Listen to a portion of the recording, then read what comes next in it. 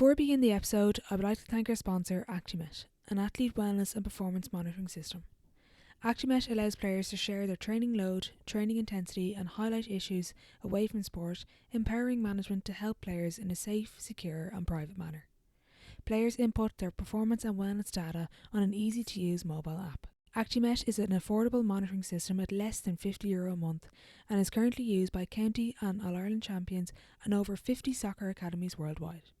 For more information, please visit actimet.com for more.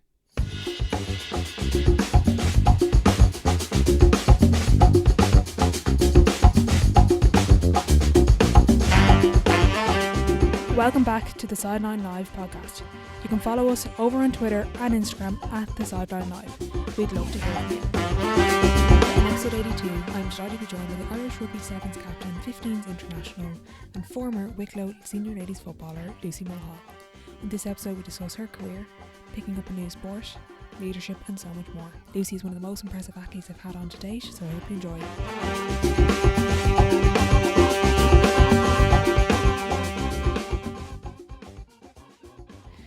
Hi Lucy, thanks a million for joining me on the podcast.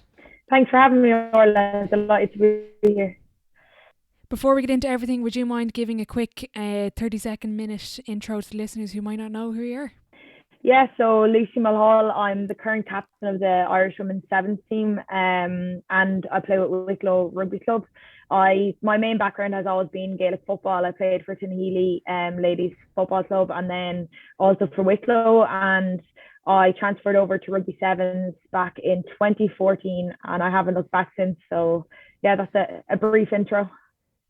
You've had a busy few weeks since, or maybe is it even weeks at this stage since Seville? Has it settled in? What happened? Yeah, it was crazy few days. Yeah, it's mad to look back on it. I think at the time I was just so heartbroken with the final itself. Like it's mad. You think you ever get to a final or have a silver medal in your hand, you just be absolutely ecstatic. But you still, when you're in a final and you're that close to winning, it's amazing how much it just still hurts as much as if you were playing for another position. But definitely days later, I was able to appreciate how far we've came as a squad, and for years there it felt like we were so far off, and this year I think with a nice blend of new players, younger players, and then maybe the blend of experience as well, it kind of seems like it's coming together, and I think it's a really positive thing for women's rugby in the country, which is nice to be able to have at the moment. Exactly. It's funny that you mentioned you were devastated with the final. That's totally understandable. But when you go back maybe a couple of years ago and you say you're going to win a silver medal, you'd bite my hand off if that was. Oh, totally. Like, honestly, what I dreamed about doing for years and years, I was singing my national anthem at a World Series, and I never to that day did I get an opportunity. So when we actually made the final, I 100% was like, just go enjoy it for everything that it is. But when you're out there, it's just competitive as anything else, and it's quite nice to get to that stage and feel like you're competitive, rather than get to the final and just be there for the experience of it. It actually was us going out there to try and beat the world champions, which was a nice feeling, and also a really good learning curve that the next time hopefully it won't just be a silver medal, we can actually get the gold.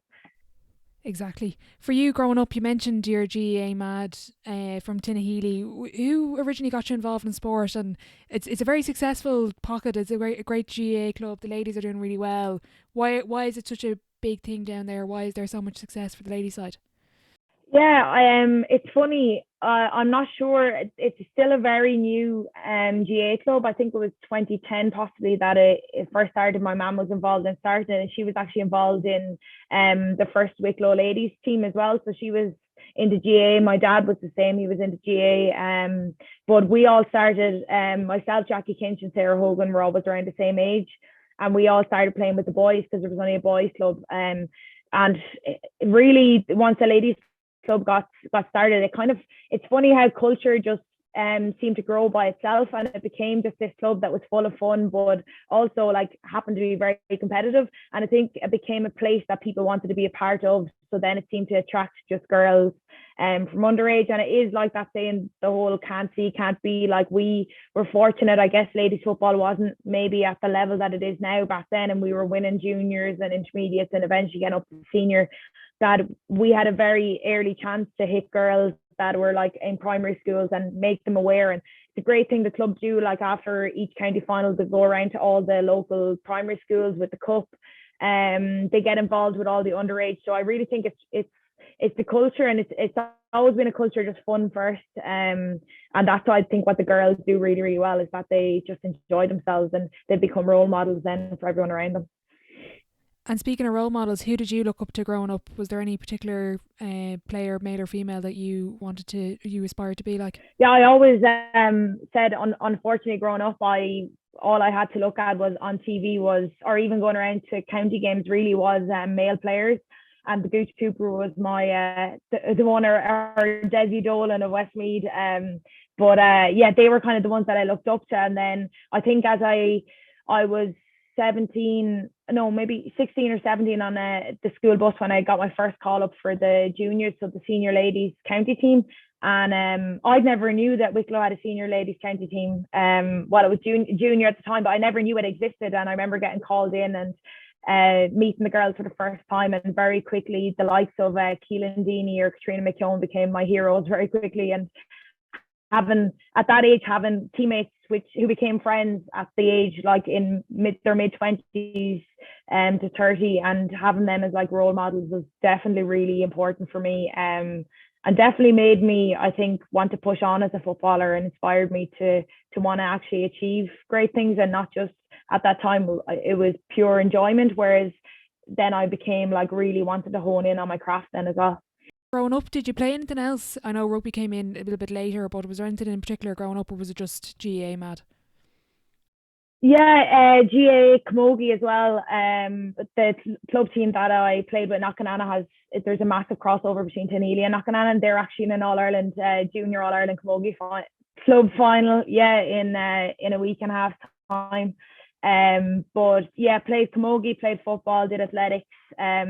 Mum even sent me to Irish dancing, but I sneak outside to play soccer instead of doing it because I hated it. Yeah, we played tin whistle, played fiddle. We were thrown into everything, but anything that was girly, I really didn't enjoy. So yeah, it was football. I loved soccer as well, playing soccer with the lads in school. I was just like a little tomboy running around the place, just sports mad. Brilliant. And you mentioned getting involved with the senior Wicklow team. I think you did you win All Ireland with Wicklow? Yeah, we did in 2011. You were saying before on another podcast, kind of looking back maybe, and you kind of mentioned it there, you were there for purely enjoyment, maybe you'd focus a little bit more on your craft. You said you would you kind of do things a little bit differently. What did you mean by that, and what would you kind of, looking back, I know hindsight's a great thing, but what would you do differently from your ladies football career at the time? Yeah, I think what I definitely did was I just relied on what talent I had at the time, which probably came from the enjoyment that through just going to training, I'd actually pick up the amount of areas I'd be practicing my skill, but I wouldn't do anything. Once I'd leave a RF football pitch, that would be it. That would be me done. I'd be back, and it didn't come into any other aspect of my life in regards to any decisions I made around diet or even going out, socialising, anything like that. That I was very much, I enjoyed rugby. Enjoyed football. I went to football, but then I decided that my decisions around what time to go to sleep or nothing like that would be affected really by if there was a match the next day.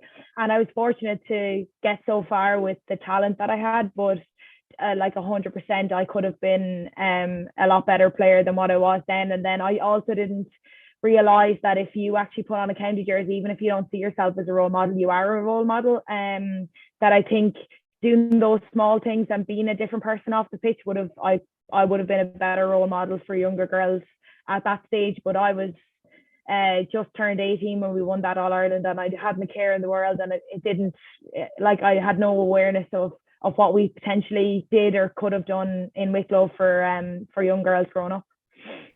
Okay, that's really interesting. So do you think then when you transferred to rugby that it kind of developed that work ethic where, because you hadn't played, you had to make up the difference, and that's kind of where you always obviously had a work ethic at the time, but you started making those off the pitch decisions, the sleep, the diet, the different things? Yeah, definitely. I think perhaps maybe it was like 3 seasons before I started playing rugby, I started kind of taking county football seriously. I was selected as captain.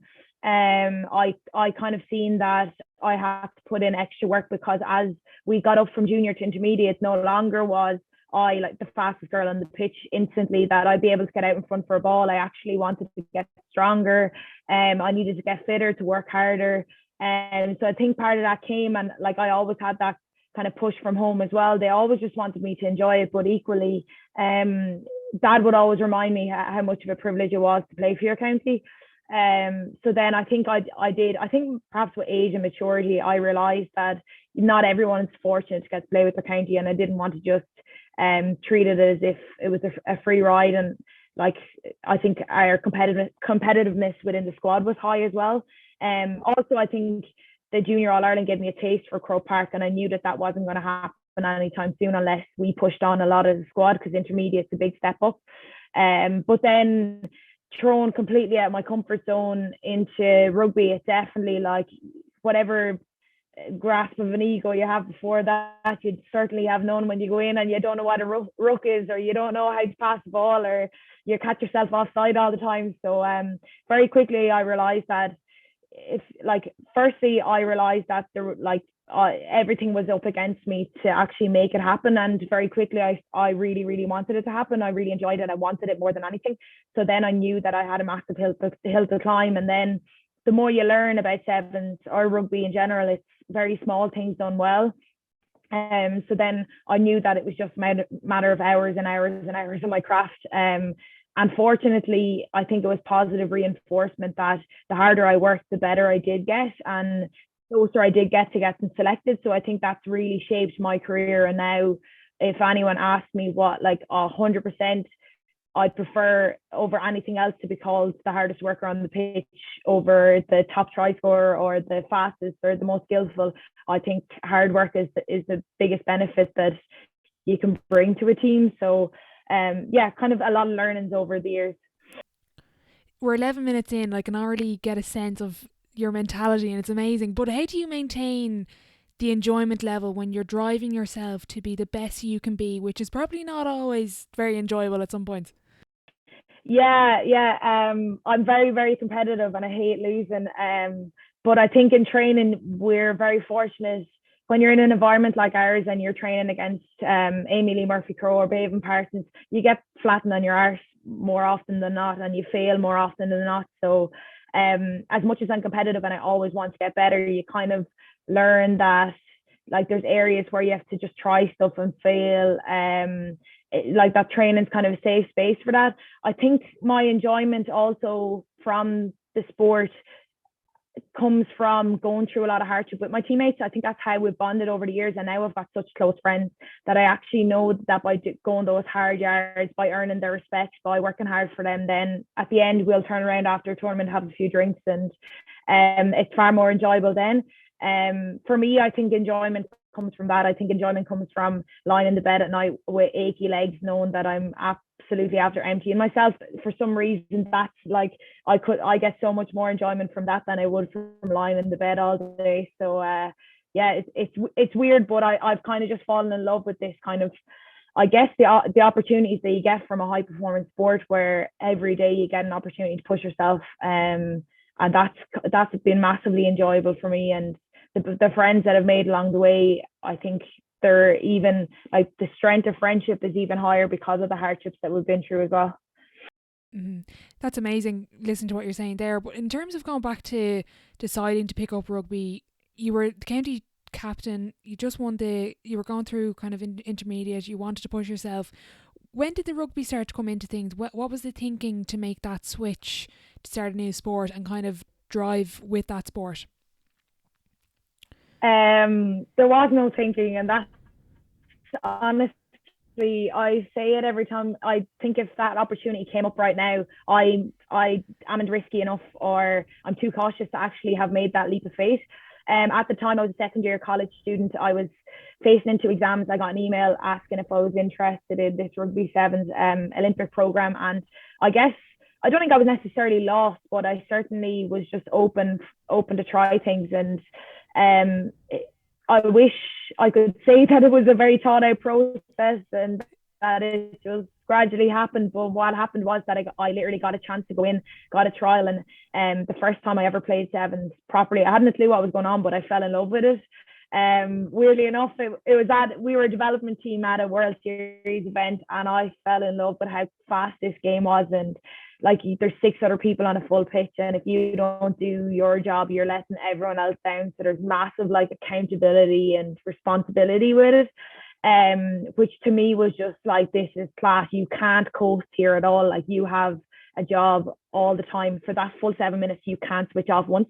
And I think that attracted me so much. And then I also could see the senior girls playing on the World Series, and I could see the level that they were at. And it was so far off for me, but it was a challenge that I think gave me massive purpose at that time. And I'm so glad that I did take that leap of faith now. It's amazing listening to what you're saying there about work ethic and accountability, and what you've mentioned before about maybe when you're about 18, 19, obviously it comes with maybe age and maturity, but that wasn't the case. That you seem to just completely flipped your mindset there totally. Yeah, it's funny, like now going back and getting released for GA, like I don't even play in the same position. I feel like I'm a different person. But I think when I was younger, I don't think I was really lazy or anything. I definitely loved going training, and I definitely worked hard when I was there. I just think what I define as hard work has changed massively since then. I probably defined myself as being hard working back then, but now I know what hard work looks like, and probably have redefined that. Luckily I was shown that there's so much more in you as a human being, or in my body, that I could actually give. That if I had known that back then perhaps, like, I come from a family where my dad, you'd have to tie him to the couch. He's such a hardworking man. He's farming like 24/7, and my mom's the exact same. Like, she has a heart attack and was back out running like 6 months later. Like, they're just hardworking people. So I definitely think it was ingrained in me somewhere, but I perhaps didn't transition that directly to sport until I got the opportunity through rugby. Mm-hmm. What would be, you mentioned it there, what would be your definition of hard work, if that is a thing?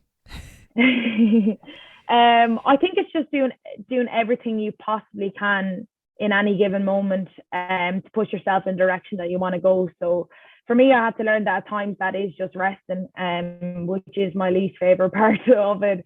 But it's getting your recovery right, or it's just making smart decisions around what you're eating. For me, for a long time, I thought that for hard work, I had to be battering myself all the time. And on weekends, I'd be going and doing stupid runs, and then I'd come back into the week of training and I'd be wrecked, but I'd still just, like, I'd end up breaking down and getting injured because I just wanted to do more and more and more. And I think over the years, I've kind of learned that hard work manifests in many different ways, and sometimes it's just sitting down and watching a rugby game and trying to learn from that. So yeah, it's just kind of taking steps towards your end goal, and being very definite about that in all of your decision making, I guess. Mm-hmm. There's a fascinating TED talk with Dean Archer-Smith, a GB Olympian, and she was saying about kind of motivation, and I'm interested to hear about what drives you. And she was saying maybe what it isn't, sort of the normal answer, but for her, what drives her is the fear of failure. She doesn't want to fail. She wants to get as much as she can out of herself. Are you more driven by that fear of failure, success, and this kind of, sport isn't around forever? When you eventually do stop playing, you want to say, I have put every single thing I have into this? I think at a time I definitely would have been, but I think that constrained me as a player. Any thoughts of failure at all, just I don't think it's a good way to play. And I think I learned that myself, that I couldn't actually express myself fully or take the risks that you need to do to be a world-class athlete, which I do think, especially in team sports, it is about making risks or taking risks. For me, I think there's so much more to life than sports. And for me, it's all about what you can do as a person, how many people you can actually influence in a positive way, and also about who you are. So for me, it's around the person that I am. And if I am who I say I am, then I'm that, whether I lose or whether I win. And I think every day is a challenge that way. If you're going to get pushed outside your comfort zone every day, fail in training, then are you the person that you want to be even when you're failing or when you're winning? So for me, I think it's a test of character, and my motivation is always just to try and prove to myself that I am who I want to be. And also like I'll never ever forget like how much support I've had, whether it be from Tinahealy after leaving the club to go and follow this dream, or my parents, my family, my friends. But then equally the amount of girls that have came in and out of the program, like I've witnessed quite a lot of that, and I owe a lot to those girls, but I also want to make sure that the next generation have it better than what I've had it. Which I think the future of women's sport, and then in particular of women's rugby in Ireland, can be so positive. And it's really exciting that we are in a position right now that we could be a generation that makes sure that the next generation have it so much better. Amazing. Out of interest then, you mentioned it there, what type of person do you want to be then, whether you win or lose? For me, I think it's important to be always respectful, to be humble. I think my mum always ingrained that in me, and whether I come home from a World Series tournament or that I've won or I've lost, or doesn't matter what I've done, she'll treat me the exact same. And there won't be hullabaloo, there won't be big celebration parties, or I won't be allowed to mope around or be none of that. It's just you are who you are based on how kind you are to other people, how much you care for other people. And for me, that's really important. And I think in sport as well, it's to not let your ego get into the room too much. That I don't play sport for my own ego, and that no matter if I'm going well or if I'm not going well, I'm still showing the same level of kindness to people around you. And definitely, hopefully, we'll see more success in the future. And then that's always a challenge to keep being who you said you wanted to be. In terms of that adjustment period, you mentioned there about kind of if you had any ego, moving to a new sport will definitely take it away. Can you describe that adjustment period of going from one sport to another, becoming a completely new beginner? And it's funny, I've listened to a couple of podcasts and with elite level athletes, and it's like this high performance mindset I find is not that to become great at one thing, but you want to become great at multiple things. That seems to be kind of the trend that I'm getting from you here. Yeah, definitely. I completely see that if you have a super strength that gets you to where you are at the moment, that you have to always work on that. But I think you have to everything, especially from joining a new sport, you have to at least get to average at everything else first. And for me, that was like, it was probably massively exciting for me because there were brand new skills that, I couldn't get much worse at them, like, because I couldn't do them at all in the first place. So you see massive growth, which probably was really nice. At the beginning, like, yeah, definitely that first 6 months, I could see such a greater growth than say the last 6 months, because it becomes so much harder to find 1%ers as you actually get better at those skills. But yeah, for me, it was I didn't want to be a burden to anyone on the pitch. I wanted to be able to hold my own. I wanted to be able to work hard. I wanted to be able to be a teammate that was very valuable to the girl next to me. And eventually then I wanted to put on a green jersey, and I knew that if you were going to do that, well, you have to have these basic skills that many girls grow up from the age of 5 playing rugby, and they have all of them. And I think I just really enjoyed that. It's quite disciplined to just stand there and catch and pass a ball for, could be an hour, could be 2 hours a day, and to do that every single day. And I was mad for doing it. Like, I'd bring it home at the weekend and I'd be practicing away with my family, and there was something quite disciplined about it. But again, I could see the improvements because it was so new to me. So I definitely think I did hone in on those. And even now, when I sit down to do an IDP, I struggle to pick 2 or 3 things that I want to focus on. I want to fix everything. So I just have to try and remember to just focus in on 1 or 2 areas at any given time, and then you'll eventually get around to all of them. I love the way you mentioned there at the beginning, it's a lot easier to jump, let's say 10%. When you get to that 1%er, it's very difficult.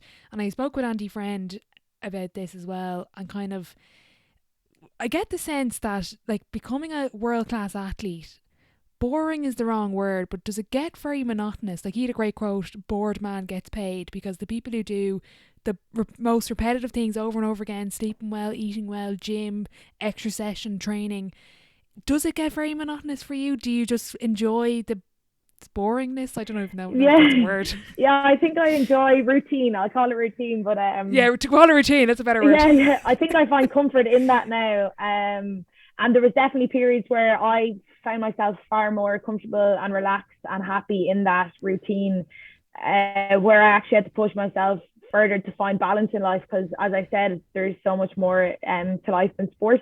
But definitely it's just really, really small things that often when people ask you, like, what's life like being a professional athlete, or what's it take to get to that level, it is all the very boring things that people don't want to do, like putting yourself to bed early, or just eating the right food, or even things like stretching and working on your mind. Like, they're definitely things that only as I got older did I actually realize how important they are. And yeah, I don't think it gets boring for me, because I actually quite love it now. And I think because you see the rewards of it, whereas if you were constantly doing the same thing but not seeing anything back from it, then that's time to just reassess and see what you're doing wrong.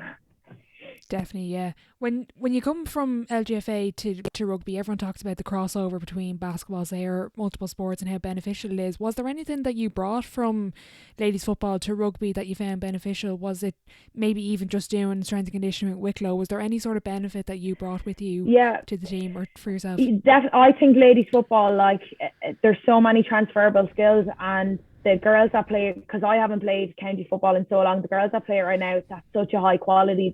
They're so athletic, they're so skillful, that definitely, like, we've seen over the years, Louise Galvin, Hannah Tyrrell, Stacey Flood, like, we've had so many GA players come across to rugby. And just firstly for the ball, like the hand-eye coordination and ball handling skills. But then I also think your awareness of space, that's massive in GA. Like, if you see a gap to take it, or even your awareness of how to take someone on and step them. So definitely they were massively transferable at the time. I think the fact that I'd actually grown up playing a ball sport was massive, because we also had girls coming in from athletics, or even from hockey, that was like a stick sport, that that was much harder for them. So that definitely helped. And then there's an element of contact in GA as well. So you're wording like brand new to that. And at the time, as I said, there was Hannah, Louise, Emer Constantine, Stacey. There's a few of us at the time that were transferring over. Yeah. So I think we were able to kind of help each other out, and we could see where we're coming from. Having said that, though, I think nowadays women's rugby is at such a level that I think it's much harder to transfer over. I think back when I was doing it, we weren't on the series at the time, so I probably had a bit more time, and the sport was a bit fresher, whereas nowadays it's probably at a higher level that it might be a bit more difficult to transfer over. Yeah, totally. In terms of being a high performer, and I had a great podcast with Aoife McDermott, and she was saying, I was kind of asking her, how do you leave the pitch and have no regrets? And she said, Orla, when you're a high performer, you don't really leave the pitch with no regrets. There's always this thing, I could have done this, could have done that. How do you manage that mentality of when you're looking back on a game? And I'm sure that you can pick out loads of things. Like you even mentioned the final where you weren't happy with it. How do you manage that mentality? Can you switch it off in terms of being able to just say, just park it on the pitch, or is it just this mentality that's all encompassing?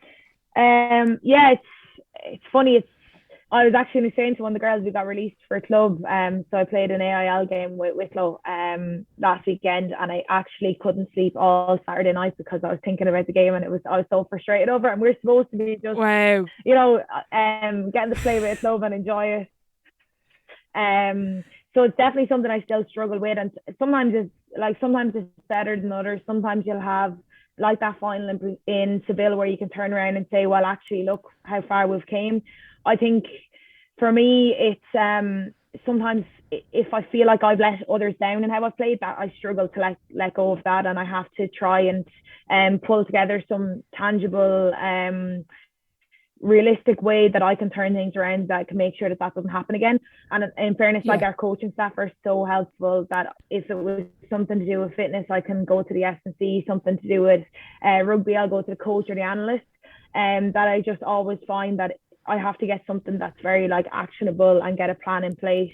But we do reviews after tournaments, and like I think once you've watched it and maybe watched it again twice or three times and went through the stats of it and sat down as a team and talked it through, then it's easier to kind of put it aside. The reality is I've never walked off a pitch ever, and I don't think I ever will be 100% happy. And I think if you were doing that, then you're playing within your comfort zone far too much. So you shouldn't really be out on the pitch in the first place. But yeah, it's definitely something that at times it can hit you more, and sometimes I'm not very good at letting go of it either. Yeah, that's the nature of it, I think. You mentioned the IPD thing there. I think that's what it was. I presume your individual player development or something along the lines of that. Yeah, our individual development plan. Yeah. How often would you go through that? Is that very player driven? Is it coach driven? How does that work? So we actually have a new coach. We kind of have a new staff team at the moment. So we just did our first one recently with him. We have done it previously. But as it works, we're kind of working off blocks. So at the moment, it's kind of between now and the next World Series block. I think what's been really good on this one is we've got areas both on and off the field that we are trying to hone in on. And then we also link that up with us as a playing group. Ourselves, then we'll have certain focuses for the block ourselves, whether it be on the field, but more often than not, it's actually just off field stuff, working on our culture, working on things that we can actually improve on ourselves, because the coach at the end of the day takes a lot of ownership around what happens on the field. Okay, and of interest, what if you're willing to share? You don't have to. What are your kind of blocks of? What are you kind of focusing on for the next little while? I had to I had to try shorten it down, but for me at the moment, my coach at the moment is really focusing in on what we see as players on the pitch. So for me, it's around scanning in my attack, but often I'm good at scanning to see where I can create space for other players, but now it's around always having a run, kick, pass option. So to try and improve my running game or my kick options, and not just always look at kind of draw and give. So that's a big focus for me in training, and it pushes me outside my comfort zone to do that. And then I'm also working a lot on rehabbing. That's an area that my hamstrings have just always notoriously caused me issues. So this we're taking the time, I guess, to my hamstrings and strengthen them up a bit, and then off field kind of looking at more career development and future planning for myself. And we're very fortunate to have RPI who help out with that. So delving into that now as well. So a few different areas to. Very good. In terms of the first ever time, you played rugby sevens and you were representing your country, can you describe what it's like to sing the first national anthem in the jersey? Is it? Can you describe that moment? It's, I don't know if you can put it into words. It's like what you just feel massive purpose in what you're doing, I guess, and there's nowhere else in the entire world that you'd ever want to be in that moment in time. It's massive. Like it's quite an emotional thing. And for me, I just always think of where I've come from and the people that have helped me to get to where I am. And I think that's what makes it even more special. So I could just imagine the smile that was on their face. Totally. In terms of the going from, I think you mentioned the other podcast, messing up the drills the first time you were there to becoming captain, what was that kind of unseen hours like for you, and why do you think they named you captain? Is there, for you as the captain, I know it's hard to kind of reflect on yourself and see from other people's eyes, but can you tell why they made you captain? I can, but can you? I don't know. I kind of think Anthony was a bit mad back in the day. He was he became coach just about 5 months, I think it was, after I started playing. So he didn't know any different. Everyone was new to him when he first started. And now I'm like, geez, you were mad to make me captain. Like, I think I was 9 months in. I got my first cap and I was captain at the time. But thankfully he just seen something in me. And I think he definitely helped to get the leader in me out. Because it wasn't naturally there, I don't feel. But he gave me that ownership and kind of empowered me to become a leader. And I'm very fortunate that he seen it in me at the time, because as a 21-year-old, I never dreamed that I'd ever captain my country ever. And that was so special. But I think that also helped shape me as a person, in that I knew that I wasn't comfortable as a 21-year-old with all these older girls who were like my absolute idols to talk and speak up in huddles or anything. So then what became my leadership style was lead by example. And I think that's what helped me to pick up all those little 1%ers here and there, because I was so fixated on it. You are the captain of this team. You have to lead by example and walk the walk, which I think helped push me on as a player who was new to the sport, and then also probably helped us as a squad, because I was a very raw player and I was making so many mistakes. And I guess if your captain is making those mistakes, then it makes it acceptable to try things and fail, even because that's the only way that we were going to grow as a team. We were quite a new team, I guess, to the sport at the time. So yeah, I don't know, I think I was just very fortunate, that I actually should ask Anthony that like 7 years later what made him do it. There's a great quote. I love the way you keep mentioning failure and how important failure is. There's a brilliant quote: failure is not a full stop, it's a comma. Failure seems to be so important. I think it's nearly something maybe we shy away, maybe particularly at a younger age, but I've realised, and through the podcast, is how important it is to actually fail, and fail forward, not just fail and stop like the full stop. It's just a comma, you keep going. Yeah, definitely. And the bigger you fail, the bigger you learn, I think.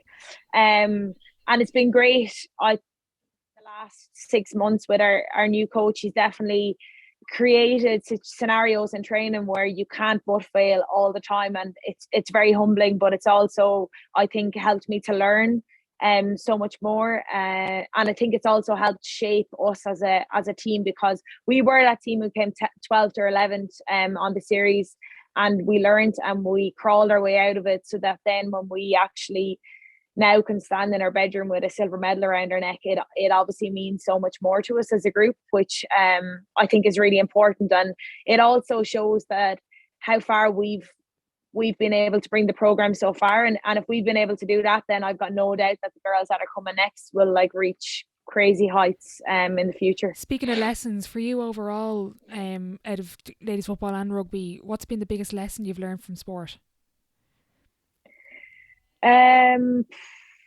For me, it's as a team sport. Like, I love team sport. I definitely be no good at individual sport, and it's about always putting the player or the person before the player, and getting to know your teammates off the field, because I think that's so valuable. When you ask about motivations, I've got so many motivations that are personal to me, but at the end of the day, when I go out on the pitch, it's actually that I get to do it with girls that I care massively about. And I think that's the addiction that I have, is that, like, you're going out there with this massive purpose as a group, and I definitely couldn't do that as an individual.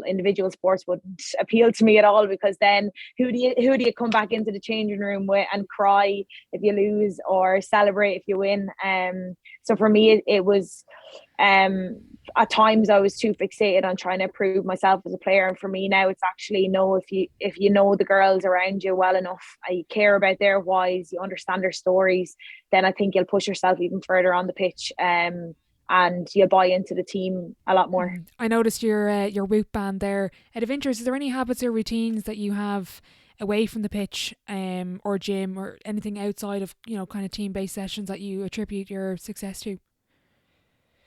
I am no good without sleep at all. I ask people who have to put up with me on a daily basis. Like, because of the commute, I'm up at 6 o'clock in the mornings during the week, so I'm in bed at 9 o'clock. My housemates know that I just disappear after my. So it's definitely sleep.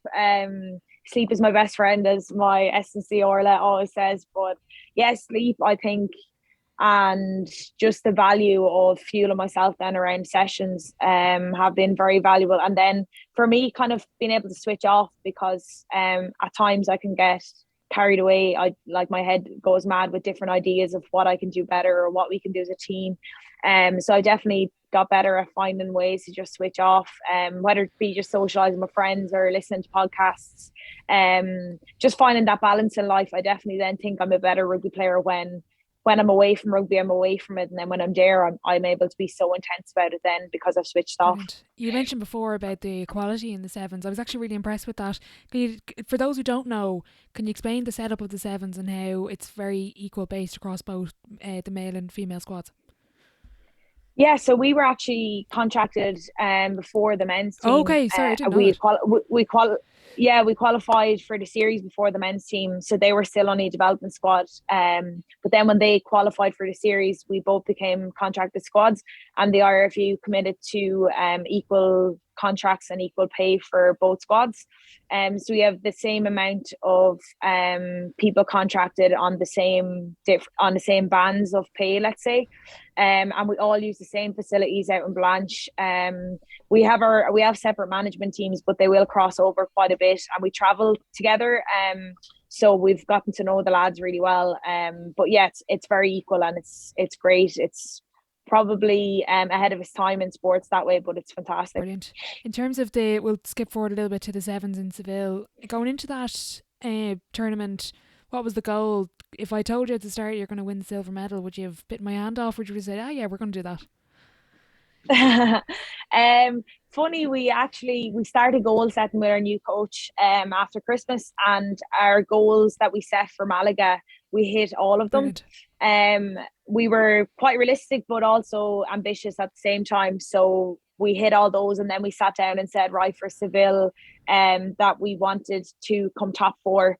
And after we reached the semi-final after day 2, we sat down that evening in the hotel before the semi-final, and we said, no, we have to build on this. That's not enough. So then we built in that we want to be finalists. Brilliant. And it turned around, and every goal that we set, we achieved. So I've no doubt that the next set of goals that we set, we're going to have to work even harder to get there. But I think there's definitely value in actually setting them out as a team, so that all of us knew exactly what we were going to try to achieve. Is there any particular pre-game routine that you go through, or are you kind of process based in that sense? No, I'm actually pretty chilled. I like to, since it's kind of a team environment, if people are chatting, I'll chat. There's always music on. I actually love listening to Christy Moore. Quite funny. Before games. I was not expecting that. No.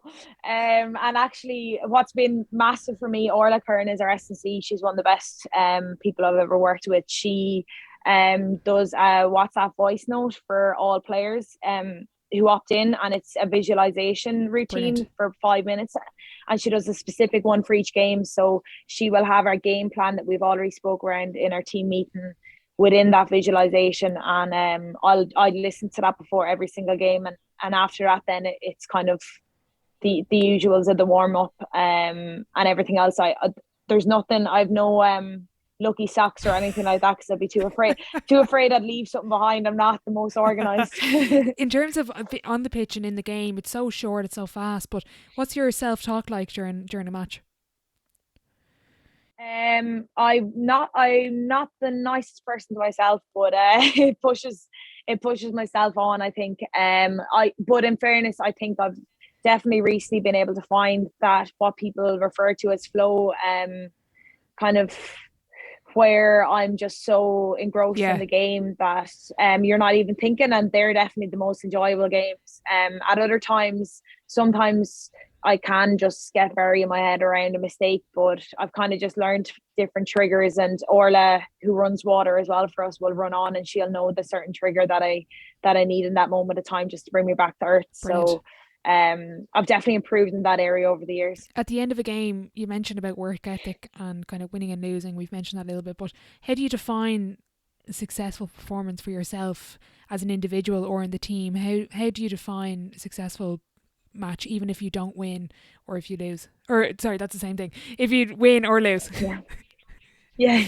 I think for us as a team, it's certainly around whether we dictated the game or not. I think if you're dictating the game often, you'll get the win.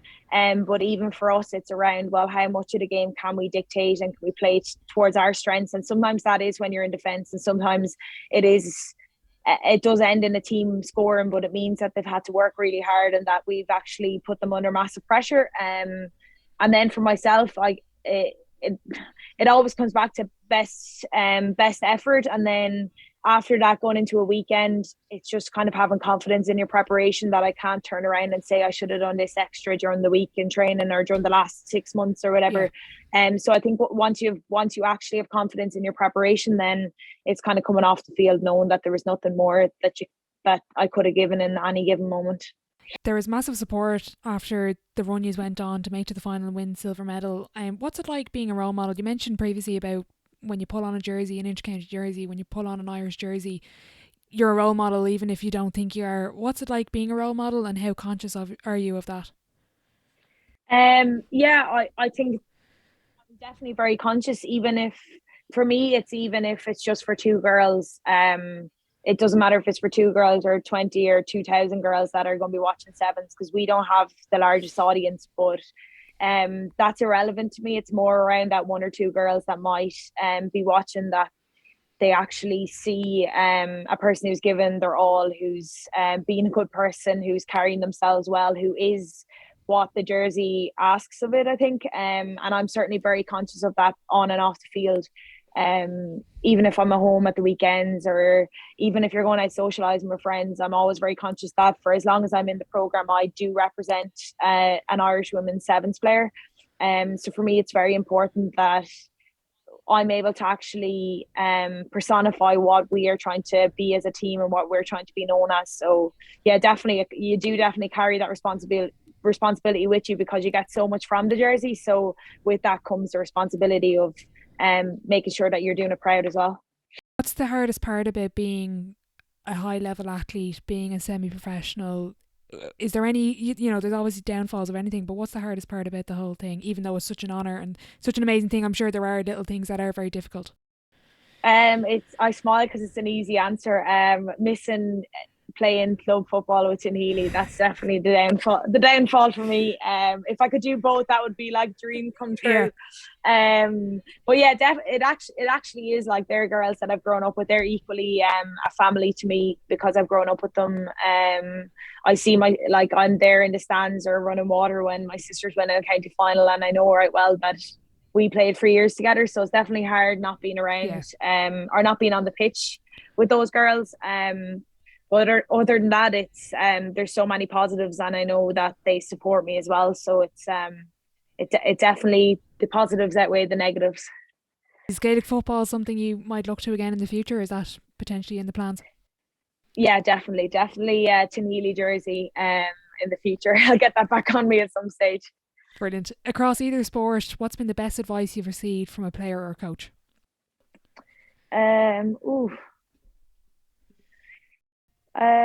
You've got me on that one. I think probably I think it was probably Anthony Eddy as a coach who really hammered home very early for me that it is just the little things.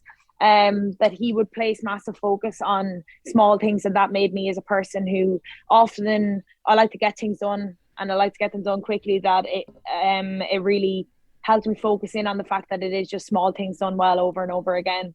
So yeah, that was probably a big learning for me. For those that don't understand what those small things are and the importance of the intangibles, which I've only really realised since coaching, can you explain, as a player, what do you see as those little things, those little intangibles that are so important, that add up to those 1%ers that bring you to that next level?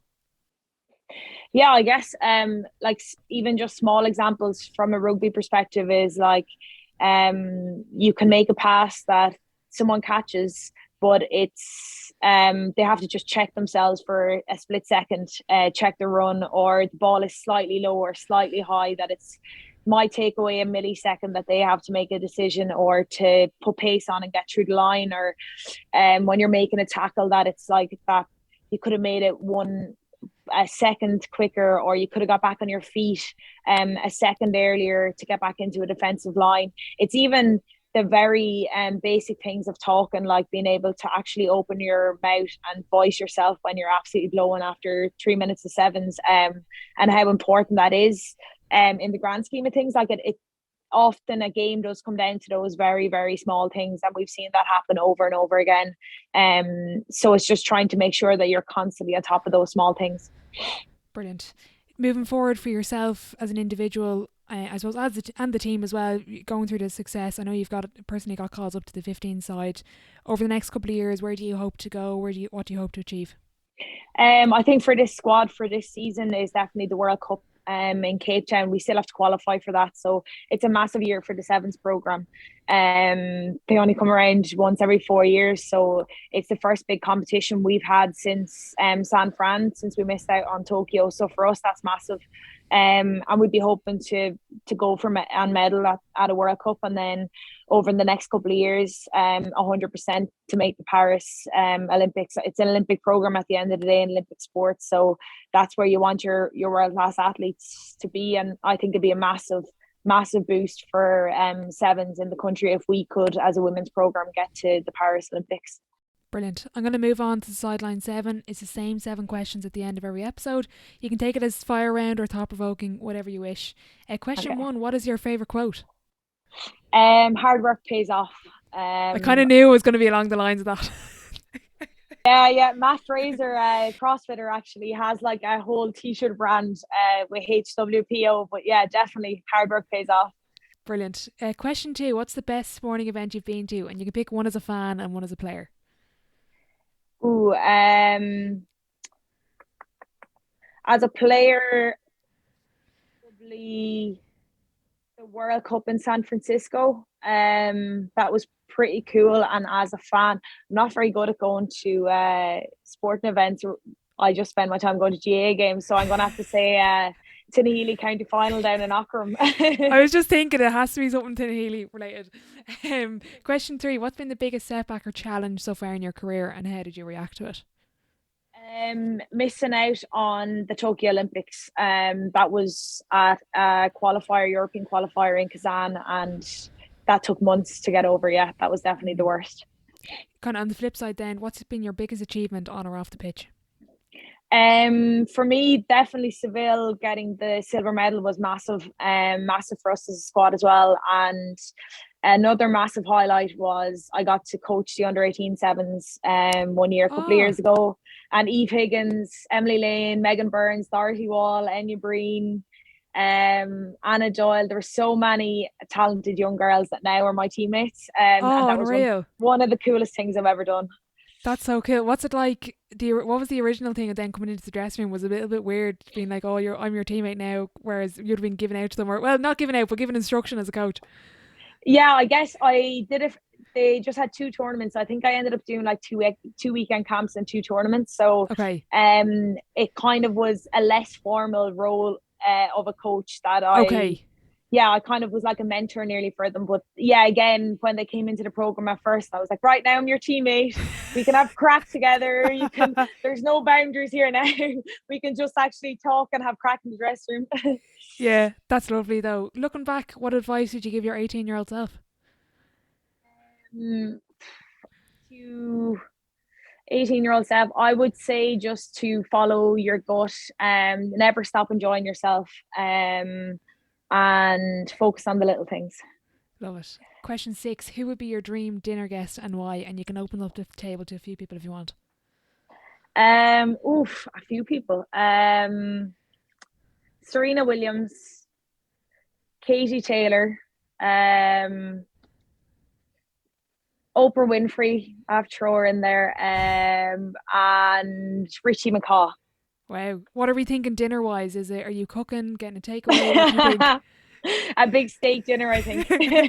Brilliant. Last question before I let you go. If your life was a book, what chapter would this be called? I think The Breakthrough. Brilliant. So you're setting yourself up for big things now. Yeah, I hope so. That's the plan. Lucy, thank you so much for coming on. I really, really enjoyed this. The very best of luck with everything on and off the pitch. And thanks again.